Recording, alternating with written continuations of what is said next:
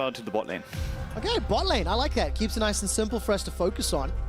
And we'll track the picks and bans. Yesterday we saw an Ashe. We've seen Caitlyn's, Tristana's as well. But in terms of bans this time round, Pride Stalker played the Scana yesterday, if I recall correctly. Or Pride, that's banned away. Camille, Cassio, and Ryze. So heavy mid lane focus for these two most recent bans. Yeah, not too surprising, although I don't know where the Caspia ban is coming from. It's again something that may evolve over the week where you face it in scrims, you're not comfortable playing against it, and you just ban it out. All right, so Galio, still up and available. Exileh has played the Ryze and the Azir in recent weeks and really shown a proficiency on that. There's the Caitlyn banned away. Junglers, a lot of junglers are still available here for both teams to consider. Yeah, there's still Sejuani open, there's still Zac, there's still J4, and potentially other junglers, as we saw, for example, like Camille being off pick, obviously being banned, but there's still the third tier junglers that can be played. What do you like to see in terms of priority for first pick? It is 8.4, we've seen some of the power champions, so what do you like in this 1 and then 2 pick for the first and second rotation? I still love Braum. I still think Tristana is okay, but to a certain extent at trap right now, where obviously if Sion and Caitlyn are out, I think it's high priority. But it's still almost a noob bait where it's not as strong as before, and it can definitely set you up into a way where you may have a weaker pick ban because you sacrificed the first pick for it. The bright side, it also unlocks killing towers earlier, and it does. If Schalke are going even, and it's unicorns that can unlock one tower, that can start that snowball that Schalke have been unable to break in their last few games. They're on a 2-game losing streak, and Schalke in their last 5 games have only picked up 1 win. So it is looking very scary. Let's take a look back at the draft. There's the Azir, so that denies Exileh, and with Ryze banned, that's his 2 most, I'm going to say, impressive champions in the last few weeks that are going to be blocked from him. Yeah, he has played 1 game on Corki so far, but he lost that one, so that's usually the counter pick to Azir once Ryze is denied. I still expect it to come out, but it may be a weaker choice for him. Okay, the first rotation, Ezreal as well as Azir for Schalke. It's a little bit more of a safer pick there in that bottom lane, that poke heavy. For upset, only the 2nd time he's going to play Tristana this patch. And the man on your screen right now, Kold, the unicorns have been rallying around him. He's transitioned away from those carry junglers that we've seen a whole lot. And ooh, this is a flavor that we saw a little bit early on the split. Yeah, it's been something that actually has come out in Season 5, if I remember correctly. I think it was Mr. Kuro from, was it Kuro? Kuro. Yes, Kuro, Kuro, exactly. Playing it into Azir, and it's a really, really good counter pick because you can easily scale into it. And it's something that Exileh has also played. That zone control so powerful. It's another tool that can help deal with those banner minions as well. So block off some of the minion wave, get some zoning, and there's the Tahm Kench to round it out. So AD carry, support, and mid laner, jungler, and solo lanes, top lane rather, that's all that's left for you. A lot of variety on the board. There's no real clear-cut comp that is already seen out of unicorns. I think it will be down to the last 2 picks to define the comp for them. But on the other hand, the Braum pick, I still don't understand why teams actually leave it up for so long, because I do think when you combine it with any AD carry, you have so much kill potential on bottom, you can always play around it. Okay, and is there a flavor that these three champions piece together are starting to pick for you? Team fight, team fight, team fight. Basically kite back and hope that the enemy engages into you, and you can then counter-engage. So what are we looking at in terms of jungle and top lane then? I mean, Sejuani's still open, so that's a possibility. Jarvan's still open, that's a possibility. We haven't seen Jax really at all this weekend, and we kind of thought maybe that could have been possible. Kind of weird, because like there was a press attack buff. I mean, early game kind of changed, but later on in the game it's definitely a buff, and Jax definitely shines with it, so it's surprising to not see it, but it makes sense if the game is not entirely like fast-paced, but you're still like trying to figure out what's going to happen within the game. All right, well, let's see what figures out in the draft. Cho'Gath and Kha'Zix removed by Schalke and UOL. 2nd ban by Schalke, I think, was locked in at the Ornn, if I can see that correctly. Ornn being gone. So top lane is removed. For the Sion pick, though, they kind of open it up for unicorns, so I'm not quite sure what they're going for right here. But maybe it's just, again, comfort that it's something they won't want to play against. Ornn ban makes less sense if you pick Braum, because Braum can deny that Ornn ult already. All right, so I mean, Sion would also fit into the teamfight style that you were talking about. Jarvan's removed from the pool, so Sejuani's up, Sion's up, Zac's up. Forgot about him completely, in fact. And for Pride, 3 games played on Zac, if he decides to lock that in. Sejuani, 4 games played, and that's open too. Sejuani is still open. It's going to be Sejuani for the unicorns. I like the Zac pick, actually, because it makes sense to leave the enemy the Sejuani, because Braum can easily block that ultimate and deny that engage, whereas Zach's engage is so much harder to contest. Right, Vizicsacsi, what does he run then into an expected tank? We've seen Shen actually out of Misfits it was, and I think maybe that comes through. It would fit with the bottom lane aggression they can bring in, especially Zach ganking bottom lane with the Braum, with the Ezreal, can use the Shen really, really well. All right, so let's see if that is the case. There's the Sejuani that we're going to expect. Now, piece together me the Unicorns comp. You said with Tristana, Veigar, TK, didn't make sense? Now it's team fight. And just Sion and Sej engage and let the rest follow up. Yeah, basically you just want to find an engage, one-shot a target, even if it's to the front line, Veigar would have enough damage, and Tristana would have enough damage too, to basically one-shot that champion. So I wouldn't like the Trundle pick, I would really like a Shen pick here, because if you pick the Trundle and you have team fight, this champ is actually squishy if you cannot ultimate a target early enough. Ooh, it's going to get locked in. Now expand on the timing. Obviously we know the ultimate from Trundle, Subjugate, is going to steal away those tanky stats. But when you say not early enough, what does that mean? Basically, if you're on the front line as Trundle, you try to make him hit a pillar, whatever it is, and you're unable to just press the ultimate on a frontline target, you're not going to get those resistances. And if they can one-shot you from afar, which is really easy if you run into a Veigar, if you run into a Sejuani ultimate, you're not going to be in the best spot come. Okay, so timing-wise, let's see how that plays out in terms of the team fights. 5 wins, 8 losses. Both of these teams looking for that run. The Unicorns, though, they're 4 wins and 0 losses. And they're looking to make it 5 and looking to surprise everybody into the playoffs. I like the innovation that Unicorns are actually bringing. It's not really something that, like, they're not too far out there, but they're stringing in a couple of champions that we haven't seen that combination so far. The Veigar with the Sion and the Tahm, I think, is smart. On Schalke side, it's really traditional. The traditional 4-1 with some 1-3-1 elements with the split push potential of Trundle, like, is still gonna like play into their favor, because that's something they have shown all split. Wow, we saw the 2 coaches walking off stage there, Sheepy and Andre, giving a handshake. Schalke playing to their style somewhat. Unicorns of Love growing and adapting. Kold, of course, on that supportive Sejuani, no longer on the carries, not playing the Canes and the Kha'Zixes that we saw in the split. I think it shows a lot of trust towards his teammates. I think when you come onto a new team, you kind of want to show your potential, you want to show what you got. You may play to carry heavy, but he actually shows now that he trusts his teammates and trusts Exileh to carry him. Well, it helps, because Exileh, we talked about it yesterday, we got to cast UOL. He has improved. You know, he still has his Exileh moments, but they are much fewer and much further apart, right? He's becoming much more of a threat, and this time he's on the little tiny Master of Evil. And we'll find out whether or not anybody calls him short. But I want to bring us back to the Kold point, because we actually had a couple of stats prepared to look at in terms of Kold's impact in the early game over the last few weeks. And if you look at the graph on screen, the gray line is the average kills and assists at 15 minutes week by week. And all of a sudden, since the winning streak has begun, you can see how much more effective Kold has become. Up to 2.5 average kills and assists week on week for the last 3 weeks. I want to say there's a correlation between winning and jungle activity. We've seen it out of a lot of teams. For example, also Giants, when they have been active in the early game, they have tried to look for plays, they're actually setting up the wins. Because if you're actively pushing for something, you're actively pushing towards your winning conditions, you're actually making plays on the map and you're allowing your team to basically just succeed. And that's exactly what's happened.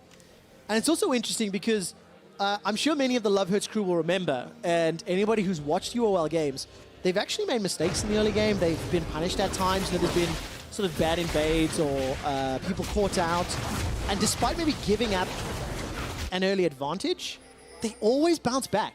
It's quite impressive that they can have a horrible start, but still find a way to not like tilt off the face of the earth. And that's a testament to why they're on this winning streak. Yeah, they have been molded by failures already. Basically, a lot of mistakes happening for them overall, like where they have individual misplays once in a while. So them not tilting is probably a result of that. Basically, you know that sometimes things can go bad, but just stick to the win conditions can still teach you can win.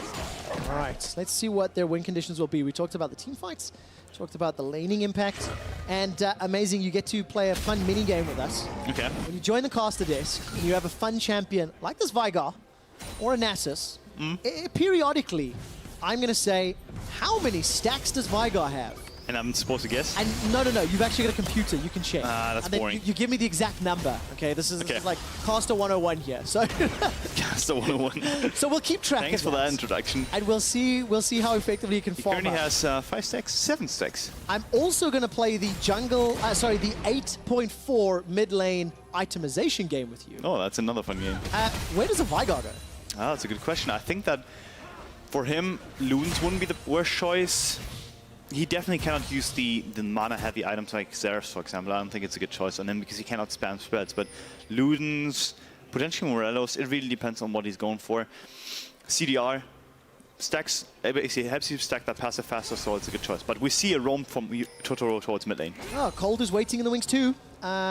This could be a 3-man gang. Can't kill him though. I think they are just backing off and they're going to control now the River Crab. All right, Flash and Cleanse available to NukeDuck. He's got that Arcane Comment. Exileh on the other side, the Unsealed Spellbook. And WhiteKnight Sion has gone for Glacial Augment. So I like to see the differences here in Keystone Masteries. Vander on his Braum also gone for the Unsealed Spellbook. What do you make of that? TP plays behind. I think he's copying Mythy from NA, where he's just trying to get the extra X factor in the game. And I think it's smart for Schalke because they have been so standard in the past that just like deviating from it a bit may throw their opponents off guard. All right. Will Pride make this work? Elastic Slingshot over the wall, stretching strike onto the minions. Very nicely done. WhiteKnight caught up by the Pillar of Ice. That's a good gank. Flash. Very good gank. Smart gank pathing by Pride. He realized that he has nothing to clear besides his Grump, and he can just use that time wisely. Gank the top lane, get the 1-3-1 champion ahead. What does that do to the matchup now? Obviously no flash for WhiteKnight, so he's going to be in trouble. Chachi on that split push, or like the dueling champion. Yeah. Let me use that terminology rather. Does this unlock him a little bit more? Can play a little more aggressive? Yeah, basically WhiteKnight is not going to be able to abuse him at all in lane and try to fight him, because especially on the level 6, WhiteKnight is going to be squishy and he's not going to be able to ult away, because as far as I know, the Trundle pillar actually interacts with the ultimate. Yes, indeed. Going to interrupt it. Quite a lot of interruptions here. You know, walls and blockages that can come down, not only for champions, but also for the minions. Vizicsacsi continuing to chomp away at WhiteKnight, stealing some of that AD with Q, working up towards the Subjugate. He's gone for the minion dematerializer, as well as Vander, Totoro, and Exileh. And let's look at the jungle items in a moment, because Kold, with that red smite, is already going to get NukeDuck's Flash. But Pride, he's gone for a Bomby Cinder. Yeah, I think it's smart right now, because basically the difference between beforehand and now is that you don't have the extra tracker snap anymore, so you can't ward up. So the red smite is actually less efficient in terms of actually being healthy, because the thing is that the Bomby Cinder allows you to duel the enemy, and you have a lot of HP that they cannot just burn through, realistically speaking. So it's definitely a good item choice if you want to control the map, just because of the fact that you're more beefy. And what does that indicate in terms of Pride's decision-making? You talked about the beefiness and the gank heavy. Does it signal to you that he's going to look for more ganks, he's going to look for more duels? I think so. And not necessarily duels, because 1v1 it may not be ideal, but in 2v1 situation it's definitely good. All right, WhiteKnight's already used that unstoppable onslaught. Chachi has no level 6 available. He's locked down. Pride's looking for the gank under the tower. Chachi gets a chomp to survive. Stretching strike brings Kold and WhiteKnight together as a decimating smash. Knocks Pride up into the air. No kill goes down.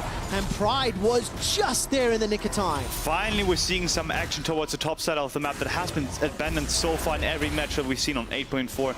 I like the ganks, I like the activity. Well, when you've got a Trundle in top lane, you want to unlock him. That's what Schalke are trying to do. They did the first gank. There was a reply from Kold.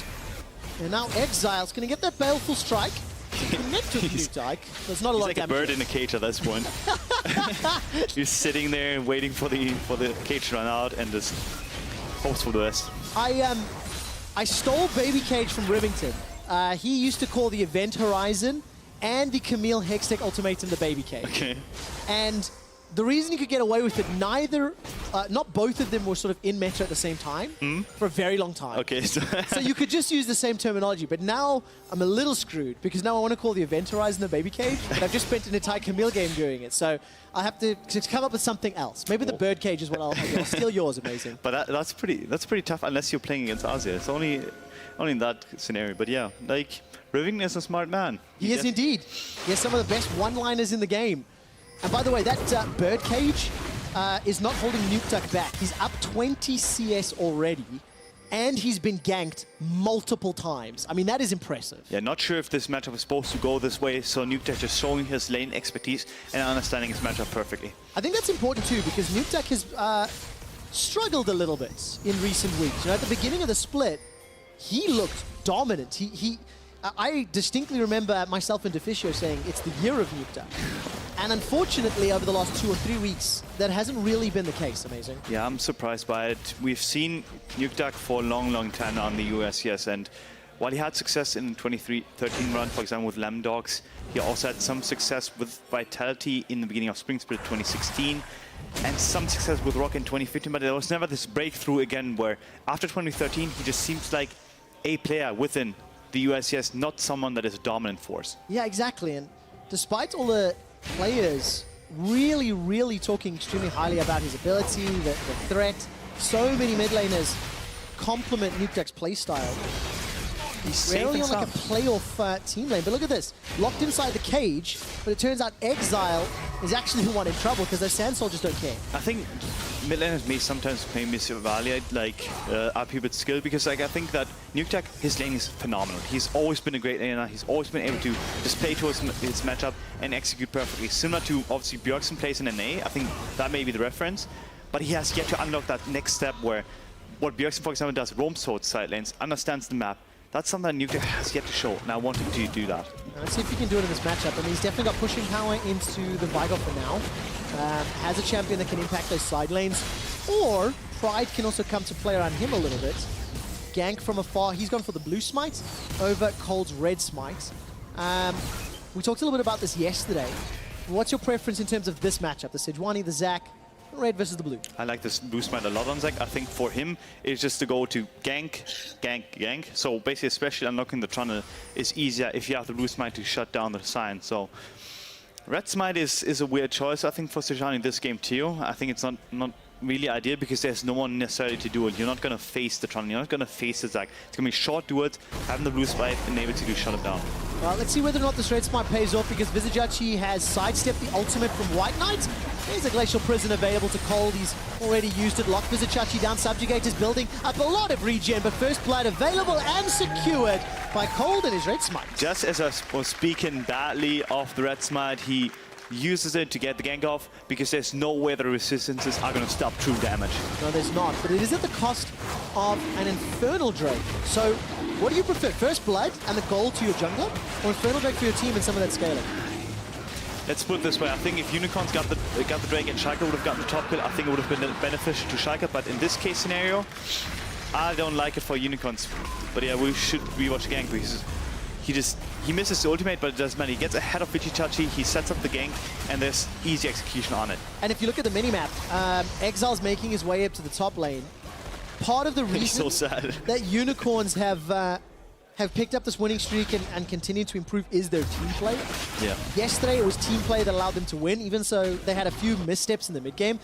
It was good plays as a team, a couple of bad plays as a team, but crucially, it's this 5-man unit, that their macro, their teamwork, that's allowing them to improve and take over this game. Yeah, some other teams kind of rely on this individual outplayer at some point in the game to basically carry them, but Unicorns, they've made it their promise almost to come together as a team, to understand the meta perfectly, and to just accept, hey, this is our team, we're not going to try to win individually, we're not going to try to make that individual outplay, we're actually going to try to improve together, and I think it may be down to Kold, because he has been someone that has always been that way. Well, this time around it's Pride with another gank. Let's bounce comes out. Exileh will not get stunned by his own event horizon. Doesn't need to flash either. I'm not quite sure how he could have played that better, but maybe using the flash to just get the Q 100% would have been good, but it's a lot of what-if scenarios for Pride here. Yeah, exactly. Pride has had a very good early game, though. Multiple ganks, multiple flashes. He's actually saved Vizicsacsi's life once. And he's up 21 CS too. Like, he's definitely been active. He has been farming a ton. And that's been Pride this split. I think he has become better and better, where I think now he's actually one of the better junglers in the USCS, where in the beginning of the split he had a lot of weaknesses in terms of gank, in terms of being active, and he's shown a lot of promise so far. A lot of promise, a lot of impact. Unfortunately, though, no kills yet for his team, which is what Kold has actually been able to secure. So despite that farming difference, Kold is even in gold.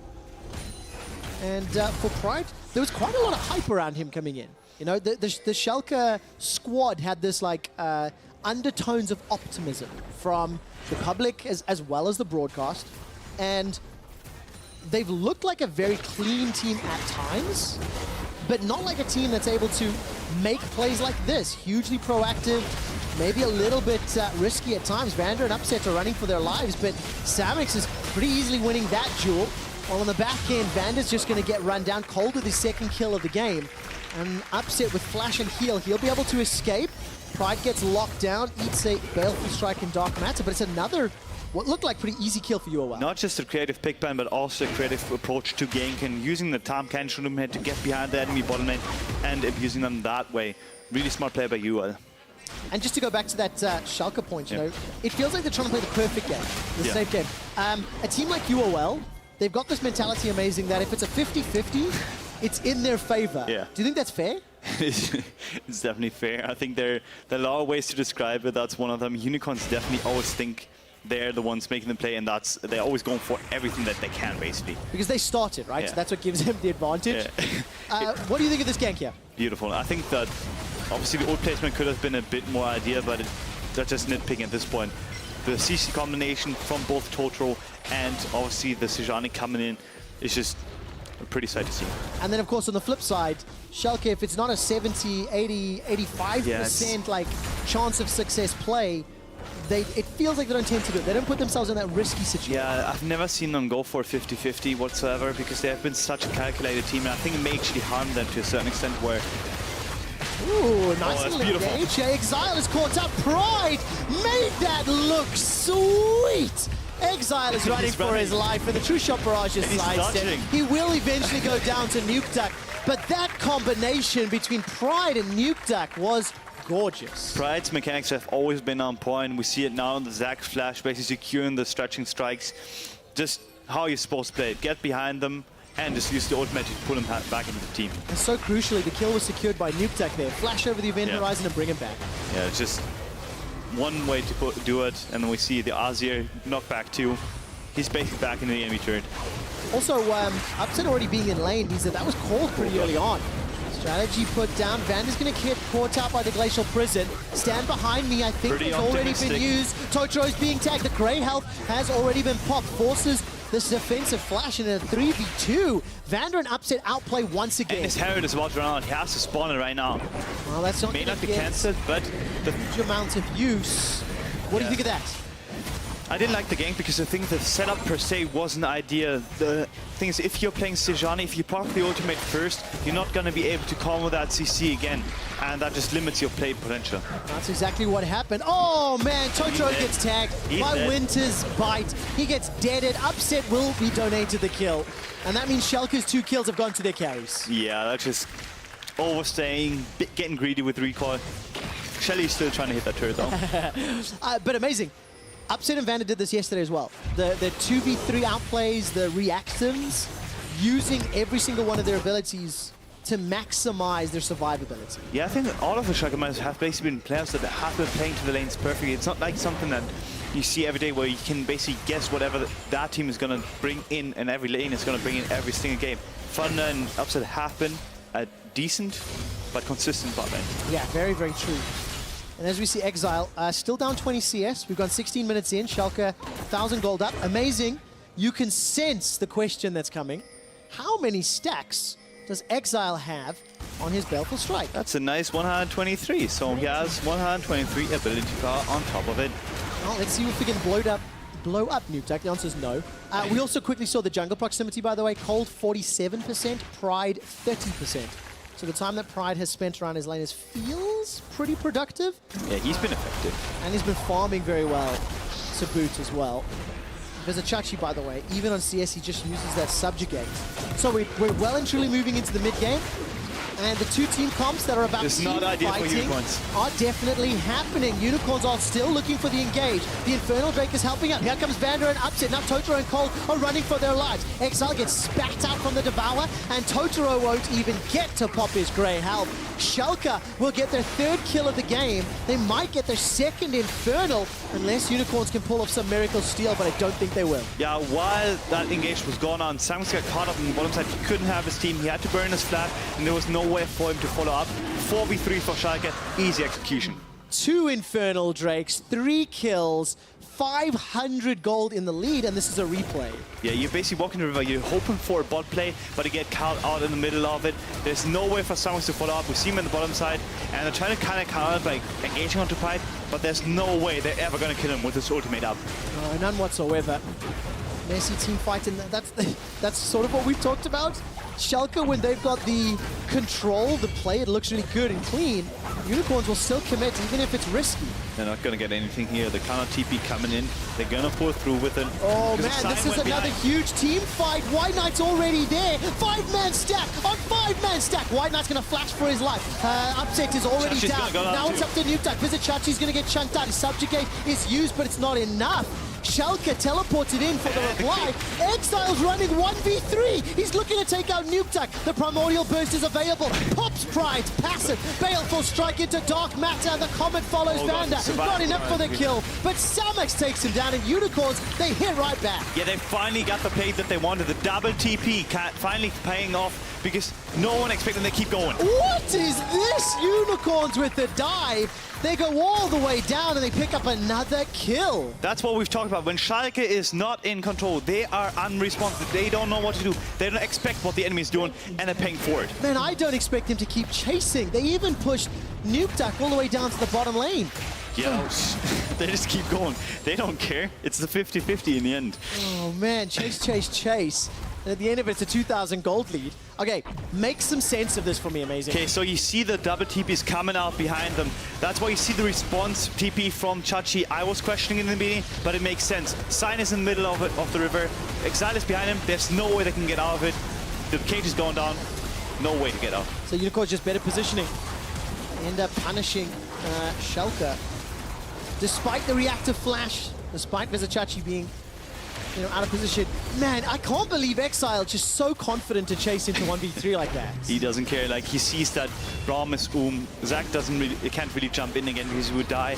And Azir, once he uses Sand Soldiers, it's really unlikely that he can get out because he cannot use his spells anymore in the other direction.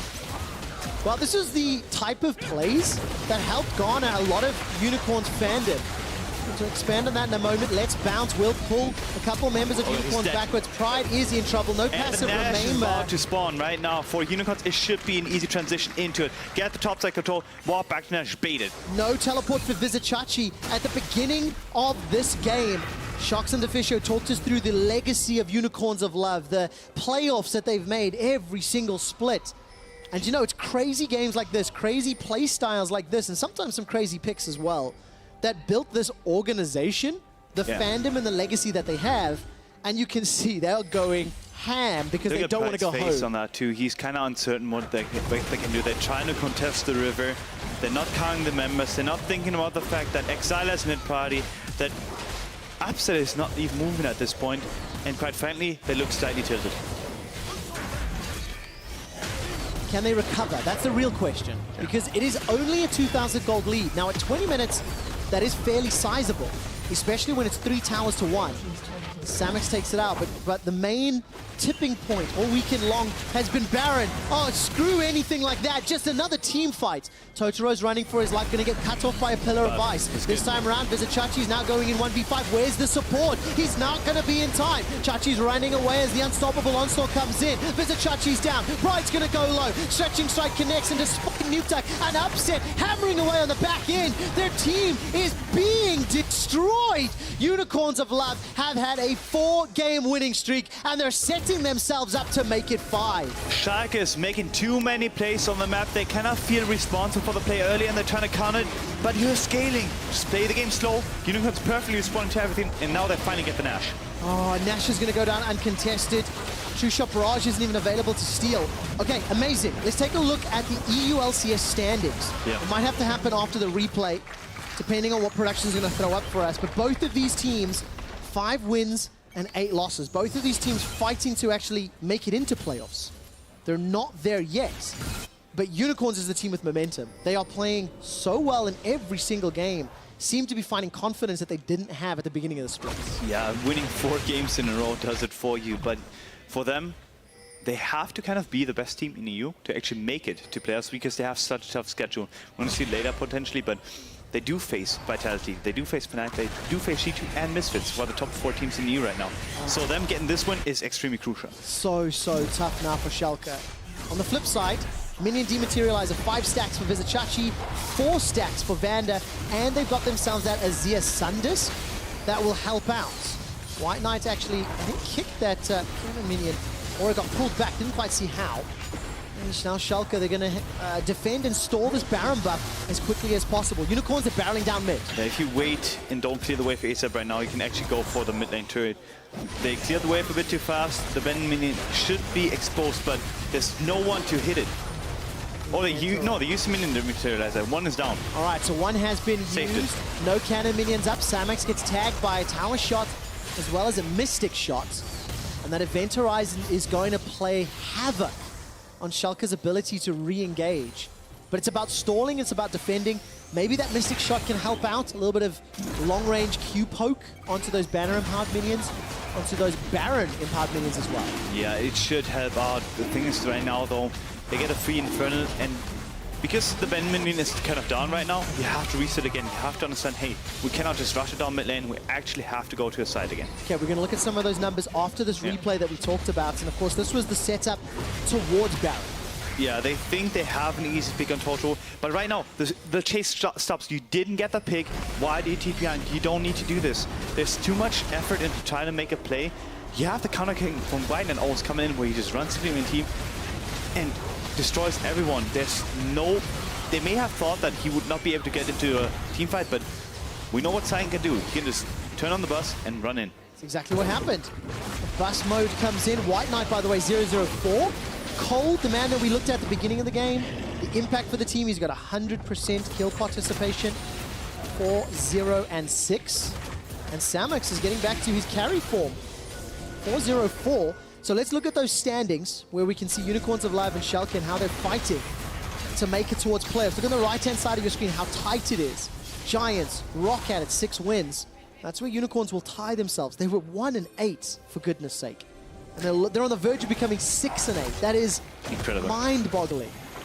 Yeah, I talked about yesterday, and now we see the schedule where they have to be the top 4 teams right now. So any win against the bottom teams is helping, because ideally you want to beat them all, but that's unrealistic at this point. Let's keep it. If Unicorns beat them all, then are they the best team in Europe? Power ranking-wise, yeah. I don't think they have the tools yet to be the best team in Europe, but if you win every game, it doesn't matter what kind of players you are. That's it. And we'll be playing the top 3 teams, top 4 teams already for the rest of the split. But let's see them close this game out. 6,000 gold lead. It's Luden's Echo. Second item for Exileh after that Abyssal Mask.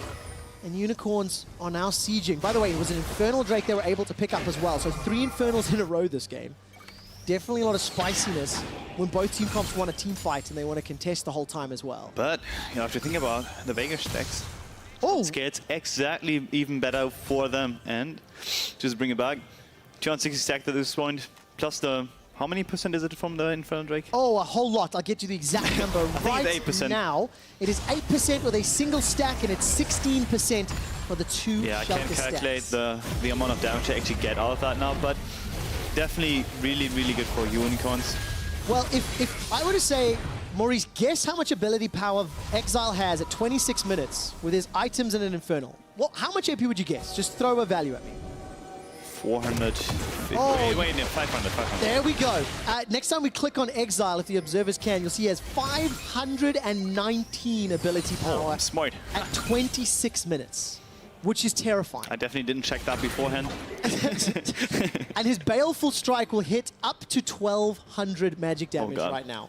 So he's going to be able to just insta-gib and delete anybody. But it's not going to help him clearing that abandoned minion. It doesn't change anything. That's true. Bob, the he cannon just walks minion, away. He's running white flag coming up. He's just going to have such a fantastic time. Okay, how do Unicorns finish this game out? We know the Banner of Command. Baron's not there. They can wait for that. But how else can they finish this game? I think actually they can be confident at this point and confident enough to actually just find and engage. Have the Sion ultimate come down the lane if Schalke, especially around the Nash area, is going to be too overextended, because they do have to contest vision. All right, contesting vision. I'm looking down. Still a bunch of dematerializer stacks available to them, so the Bannon minion strategy can somewhat be countered. 1.5 minutes to Baron. And for Schalke, things are starting to look dire. Another potential 0-2 week. Their upcoming match schedule. Next week, they play Giants in G2. And then, of course, H2K and Fnatic. And under pressure now. It's such a difficult situation to be in. For Schalke, they've got to defend their town. They've got to try to turn this around. Instantly goes back. NukeDuck, I didn't even see how he was pulled backwards. Did he try and dash to the Sand Soldiers? Has to be. Yeah, it has to be. He must have had a lapse of judgment right there. Tried to find an engage on the front line. It did not work. I want to see the replay of that, but that's just a weird play. Just a really, really weird play. It feels like Jizuki's donation of a kill yesterday on that Azir. Just diving in. And we're all friends in the US, yes, so we just give back what we take. Just want to give a little bit of love. Just give a hug to the opponent. But now in a 4v5, Unicorns, before 30 minutes, are looking to take another Baron, are looking to break open Schalke's base. And it's just looking better and better and better for this team. Yeah, we see the replay right now. I think he actually must have misclicked, no? Yeah, I mean, I feel like that's the case. Oh god. It's autoed. Oh yeah, he may have thought that he put the Sand Soldier. He may have actually like misclicked, didn't put his W down. I really think we're gonna have to look at that a lot more once the game is over, because it looked to me like Samux's Buster shot was on cooldown too. So I don't know if there was some interaction. Really, really weird interaction. I really don't know. So unfortunately, we won't be able to answer that question right now. Don't want to criticize someone before. Yes, we will have to analyze that and take a closer look after the fact. But for now, we're approaching 30 minutes. It's a gigantic lead. 5 towers to 1, 11 kills to 3, 6,000 gold. Vision superiority for UOL. I mean, they lead in every single metric except Dragons. And they're setting up for Baron. Yeah, I like that. The jungler doesn't have to play sports anymore. I just let my support run in solo, for the best. But yeah, for them, it's basically get the Nash set up right now. Maybe even try to find a pick on the top side. All right, stretching strike is being channeled here by Pride. Totoro and Kold a little bit split away from Exileh, who went to shove the top lane. And while I look at the mini-map, Vizicsacsi with TP available, he was pushing bottom lane, and the banner of Command is on cooldown, so I can only assume he's left something there to siege while he's now joining the team. He has to come back to the team. They need him to contest the vision on the Nasher. All right, Glacial Prison comes out. NukeDuck's able to dash away this time, but Vander is already caught out. He's blown up by the damage of Unicorns of Love.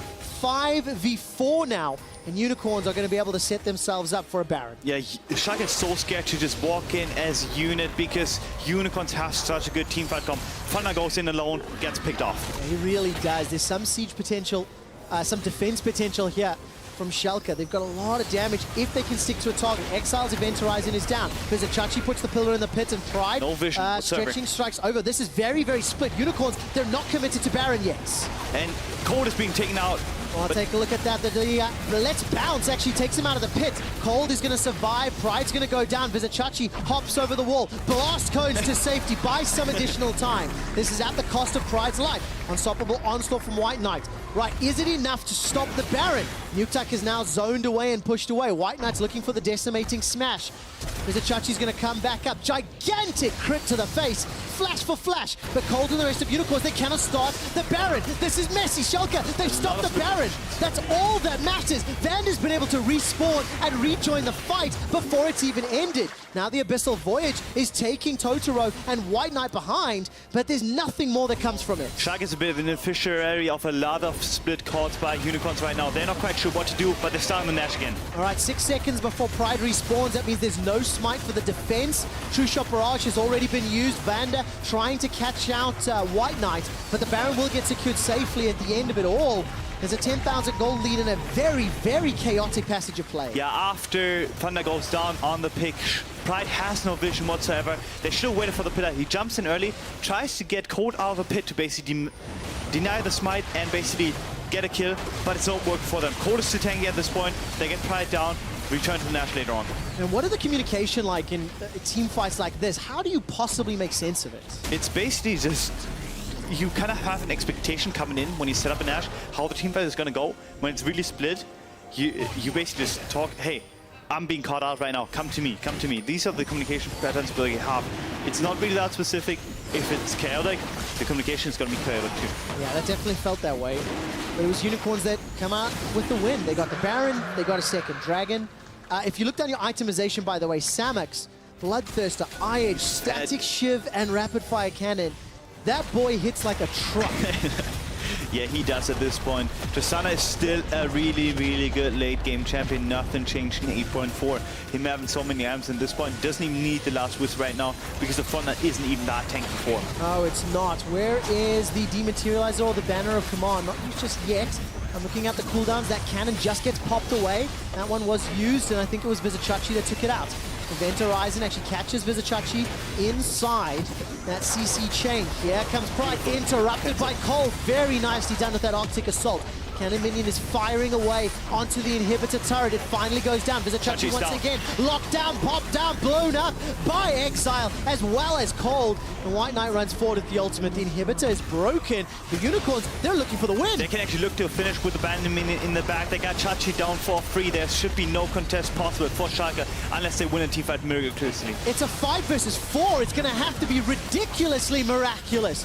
Schalke are still trying to put the poke damage down, but I don't think Ezreal has enough damage in this sort of scenario. Pride goes in with the stretching strike. The Nexus turret is down. Unicorns are on the verge of a 5-game winning streak. They're looking for the final hit. They're onto the Nexus turret as NukeDuck is trying for the slide and glide, but it will only divide Schalke. They've got no more damage left. The Buster Shot, triple kill. Nexus is down, and Unicorns go 5-0. I can't believe that there's another win on the board for the Unicorns, finally being like amongst the teams that can actually reach playoffs now. Look at the faces on the Unicorns of Love.